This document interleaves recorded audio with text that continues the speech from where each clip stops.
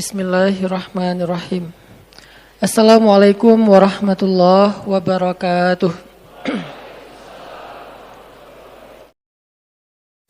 Kita coba belajar mengambil beberapa booster atau motivasi bukan dari saya, tapi dari seseorang yang Allah rekomendasikan di dalam Al-Quran. Walaupun mungkin boosternya itu tidak ada di YouTube, nggak ada di Instagram. Tapi followersnya memang banyak sini orang. Cuman dalam bentuk yang berbeda. Yang punya aplikasi Al-Quran, coba buka HP-nya surat 31, surat Luqman. Kisah tentang Luqman di dalam ayat itu disebutin di ayat 12 sampai ayat 19, satu halaman. Kita tilawah ya. A'udzu billahi minasy syaithanir rajim. Bismillahirrahmanirrahim. Walaqad atayna Luqmanal hikmata an ishkur lillah wa man yashkur fa innama yashkuru li nafsihi wa man kafara fa innallaha ghaniyyun hamid. Dan sungguh telah kami berikan kepada Luqman al-hikmah supaya bersyukur kepada Allah. Dan barang siapa yang bersyukur, maka sesungguhnya dia bersyukur untuk kebaikan dirinya sendiri. Dan barang siapa yang kufur atau ingkar, maka sesungguhnya Allah maha kaya lagi maha terpuji. Teman-teman, kalau kita baca surat ini, nanti kita akan menemukan nasihat-nasihat yang sangat berharga dari Luqman. Ada di halaman yang tadi kita baca, ayat 12 sampai ayat 19. Itu semuanya isinya nasihat Luqman kepada anak. Siapa Luqman?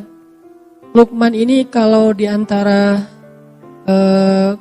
umat Nabi Muhammad mirip dengan Uwais Al-Qarni. Ada ulama yang mengatakan Luqman itu hidup di zaman Nabi Daud alaihissalam. Ada yang mengatakan hidup di zaman Nabi Isa alaihissalam. Allahu a'lam. Cuman memang dia bukan nabi, tetapi dia orang soleh yang istimewa. Kan orang soleh itu ada banyak di zaman para nabi. Kayak di zaman Nabi Sulaiman, orang solehnya yang gak terkenal tapi keren siapa? Di zaman Nabi Sulaiman. Hamba Allah yang bisa membawa singgasana Balqis dari Yaman ke Palestina cuma dengan sekedip mata. Sampai jin Ifrit aja butuh waktu beberapa jam, kayak kecepatan pesawat. Jadi kalau kata Ifrit, wahai Sulaiman, saya bisa bawa singgasana Balqis yang ada di Yaman. Yaman Palestina itu kalau naik pesawat kurang lebih, kalau nggak salah 4 jam. Saya bisa bawa singgasana Balqis dari Yaman ke Palestina sebelum engkau bangun dari tempat dudukmu. Maksud sebelum engkau bangun ini kata ulama tafsir, sebelum rapat selesai. Dan rapat waktu itu kurang lebih ya 2 jam 3 jam lah. Berarti kecepatan Ifrit itu kecepatan pesawat. Sebelum rapat selesai, singgasana itu udah ada di hadapan engkau wahai Sulaiman.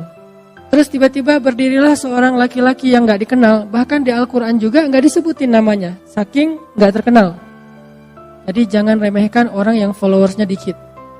Belum tentu yang selebgram lebih soleh dan lebih istimewa daripada yang biasa. Bisa jadi yang orang gak dikenal siapa-siapa, tapi dikenal oleh Allah dan dikenal oleh para malaikat. Kan yang paling penting Allah subhanahu wa ta'ala yang nge-like ya setiap postingan kita. Dan kalimat like dari Allah itu radhiyallahu an, itu penting banget tuh. Kalau kita like-nya like manusia, kalau sahabat like-nya like pencipta manusia radhiyallahu an. Abu Bakar radhiyallahu an. Umar radhiyallahu an. Hanan Ataki? Gak ada kan?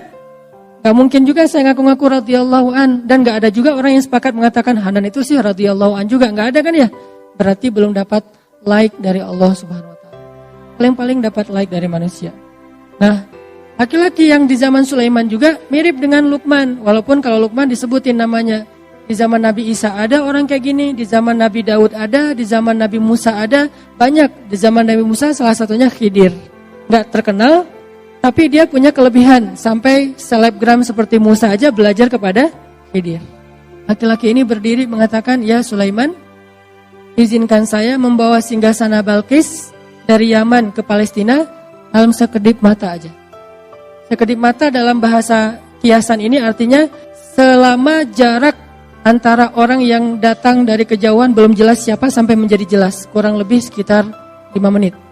Sekejap mata itu bukan satu kedipan mata ya. Tapi bahasa kiasan, kata ulama tafsir, kalau ada yang datang dari jauh tuh, itu siapa ya, kayak asa kenal gitu. Nah, sampai benar-benar jelas, kira-kira berapa menit kalau dia jalan kaki. Dari orangnya agak-agak asa kenal sampai kenal, berapa? Sampai 5 menit, tergantung jalannya ya. Kalau dia jalannya normal, ya paling lama 5 menit lah, nggak sampai lah, semenit juga udah jelas. Oh ya si Fulan. Walaupun kadang-kadang ada yang dari jauh juga udah ketahuan, saking kita menandain banget ya. Wah dia datang ya ternyata, gitu ya, udah ketahuan dari wanginya. Oh ada harum tertentu nih udah khas gitu teh. Siapa yang wanginya khas di antara sahabat? Mus'ab bin Umair. Kalau Mus'ab lewat satu lorong atau satu gang, cewek-cewek Mekah langsung nyari-nyari mana Mus'ab, karena parfum yang dipakai Mus'ab itu nggak ada di Mekah. Satu-satunya yang pakai parfum itu cuma Mus'ab. Sampai Mus'ab kalau nyuci baju, orang-orang rebutan pengen nyuci baju Mus'ab biar disatuin dengan baju mereka sehingga aroma wanginya pindah ke baju mereka. Ini sahabat Nabi yang namanya Mus'ab. Selebgram zaman sahabat lah yang paling keren. Nah, laki-laki ini bilang, saya bisa membawa singgasana Balqis dari Yaman ke Palestina kurang lebih 5 menit. Sehingga akhirnya Sulaiman memberi izin, tiba-tiba singgasana itu sudah ada di depan Sulaiman dengan Balqis-Balqisnya. Ini artinya ada orang yang hebat tapi nggak terkenal. Lalu Allah Subhanahu Wa Taala menyebutkan kisahnya di dalam Al-Quran.